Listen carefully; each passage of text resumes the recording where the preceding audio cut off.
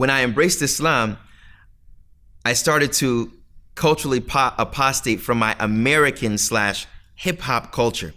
Even though that was the lens that I heard about Islam from, I looked at the lifestyle and what it contained, and I looked at it from a lens of Islam, kufr, iman, kufr. What is belief, and what are the products of belief, and what are the products of disbelief? And at that time, I took anything that was a product of disbelief or non-Islamic, what I understood, and threw it out the window. As they say, I threw the baby out with the bathwater. I wanted to have nothing to do with it, and I wanted simply to be a Muslim and live an Islamic life. So even at that time, some of the people that I was hanging around that called me to Islam, I kind of departed from them because that portion of the culture was still strong with them. And at that time, I didn't realize that that was something that could be maintained. So as a new Muslim, my uncle, my mother's brother, came to America. You see, my uncle was like a governor of a village called At-Tarbiyah, a small village in Ghana. And he was an uncle, or he was a chief of this tribe, like a governor at that time. I remember seeing a picture of him on the local magazine, and he's sitting there like a king. He's sitting there like, you know, if any of our rappers know Slick Rick or any of these people that had, you know, Big Daddy Kane, they had all these rings on each finger, gold, sitting there chilling. Straight face. That was from the, you know, from the culture. They sit there with the straight face, and people are sitting below him, and he's on a stool. His foot's on a footstool's from gold, and he's sitting there like the man. This guy is in my house. Nana. He's in my house.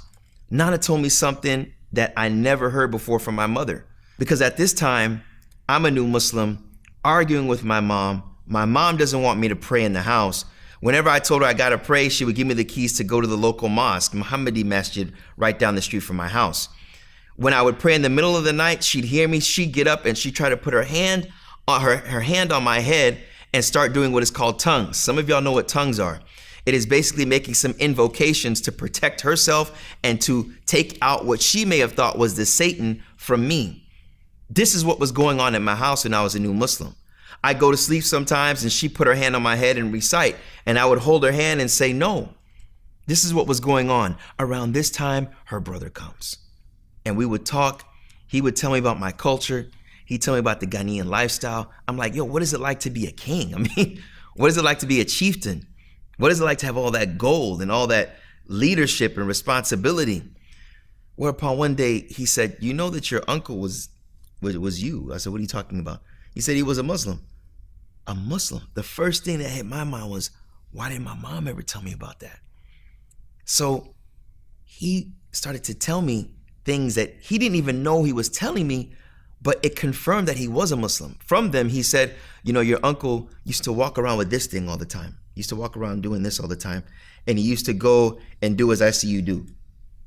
And I'm like, oh, he had the dhikr beads and he was making salah. You see, my uncle was a rich man. It was actually my grandmother's uncle that converted to Islam.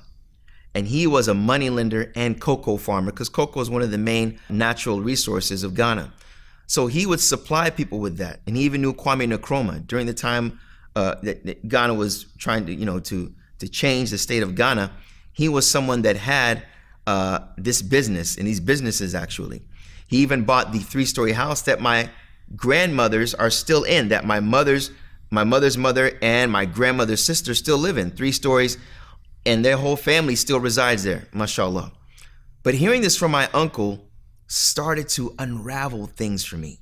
Do I have a Ghanaian Muslim background? Are there Muslims in my lineage? That's when I started to inquire more. That was the first incident. Next, after that, during this time, you know, I wanted to study the deen. I was only concerned about studying Islam. Anything that had to do with American values, et cetera, was put to the side. It was more of what is Islam, and that is it. What is the Islamic culture? That's the culture I'm interested in. So I started to study more lessons at the masjid. I would go and study. I would try to memorize Quran. I was learning from my sheikh that was from Kerala, India. He taught me how to read the Arabic language, which is another story, another beautiful story. And I realized that it's possible. It's possible to learn this religion. So I started to embark upon that, whereupon I made Hajj. And making Hajj really changed it for me and made me step my game up when it came to learning the religion of Islam.